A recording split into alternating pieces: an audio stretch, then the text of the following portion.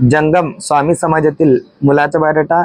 या मुलाची जन्मतारीख 1992, उंची 5 फूट 11 इंच, मुलगा दिसायला गोरा आहे, शिक्षण BCom झालेले आहे, प्लस LLB वकील आहे, वकिलीचा व्यवसाय करतोय आणि या मुलाचा वडील सरकारी कर्मचारी आहे, आई